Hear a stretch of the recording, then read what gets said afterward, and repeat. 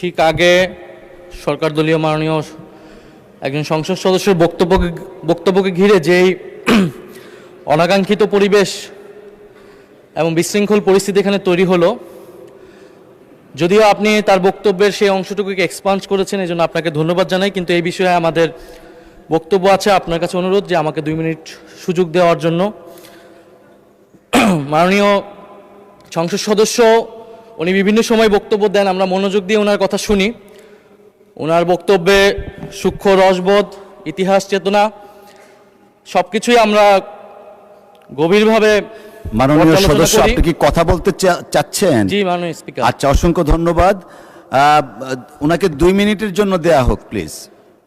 কিন্তু মাননীয় স্পিকার, আজকে উনি ওনার বক্তব্যে যা বলেছেন তা আসলে সংসদীয় রীতিনীতি এবং আমাদের সাংবিধানিক অধিকার সকল কিছু সীমাকে অতিক্রম করে গিয়েছে।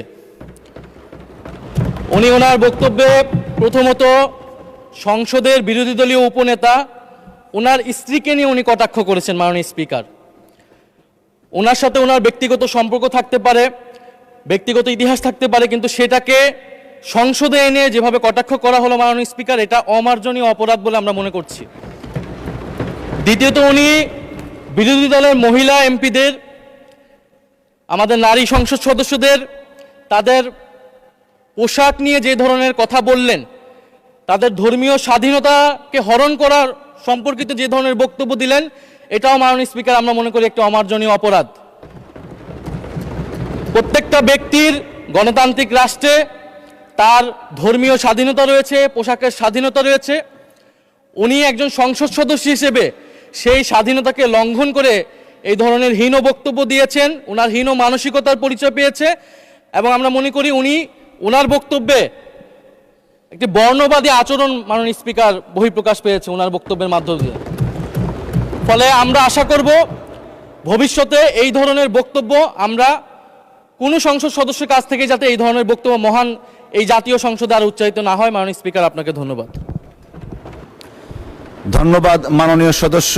আপনি সর্বশেষ যে কথাটা বললেন সেটা আমিই বলেছি, এবং ওনার ওই অংশটুকু সংসদীয় রীতিনীতির বাইরে যে কথাবার্তা হয়েছে সেগুলো এক্সপান্স করার নির্দেশনা দেওয়া হয়েছে ইতিমধ্যে, এবং আমি একটা রুলিংও দিয়েছি towards all the rights honourable members.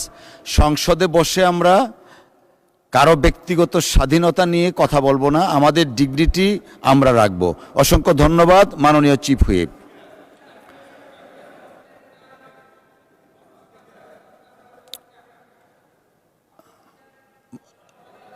মাননীয় সদস্য, আপনার পয়েন্ট অফ অর্ডারের স্লিপটি আমি পেয়েছি। 302 ধারায় আপনাকে একটা নোটিশ দিতে হবে, নোটিশ দেন, আমরা সেটা বিবেচনা করব। মাননীয় মনিরুল হক চৌধুরী সাহেব, আপনি দয়া করে বসেন। জনাব শহীদউদ্দিন চৌধুরী এনি সাহেব কিছু বলতে চাচ্ছিলেন?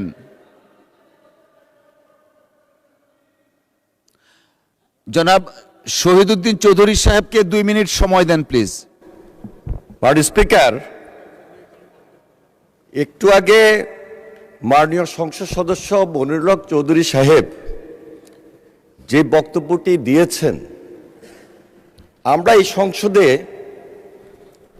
আমার 3 বার আসার সুযোগ হয়েছে। মাননীয় স্পিকার, আমরা পার্লামেন্টে অনেক কথাবার্তা পক্ষে বিপক্ষে, অনেক সময় হাসি ঠাট্টার আলোকেও কিন্তু অনেক কথা চলে আসে।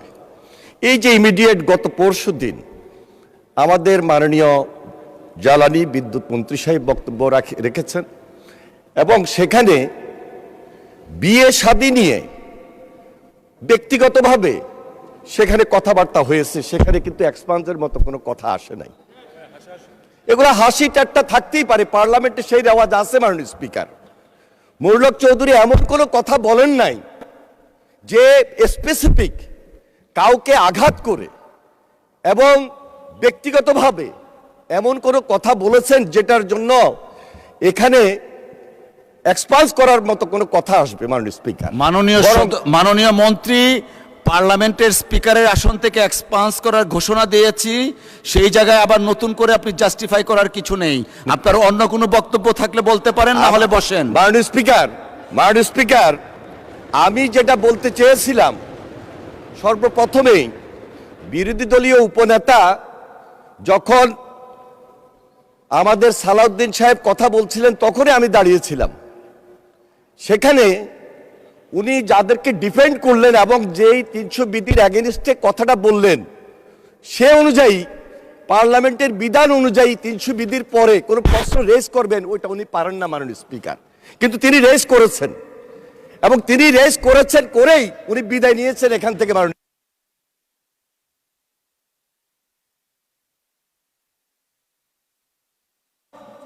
অসংখ্য ধন্যবাদ। জি জি, অসংখ্য ধন্যবাদ মাননীয় সদস্য। আলোচনায় অংশগ্রহণ করবেন মাননীয় সদস্য mister Chowdhury. Please take your seat. আপনার বক্তব্য শেষ, আপনি বসেন দয়া করে।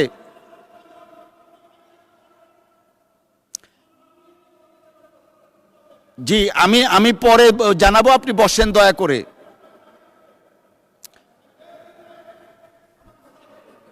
জি, আপনি বসেন, দেখবো, বসেন বসেন, আপনিও বসেন।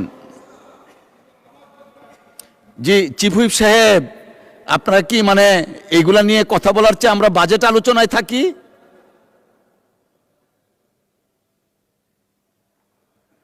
আচ্ছা দেন দেখি, চিফ হুইপ সাহেবকে এক মিনিট দেন। বলছি মাননীয় স্পিকার, মাননীয় সকল সদস্যদের রাইট আছে, তার ব্যাপারে কেউ কথা বললে তার 274 বিধিতে তার ব্যক্তিগত কৈফিয়তের একটা রাইট আছে।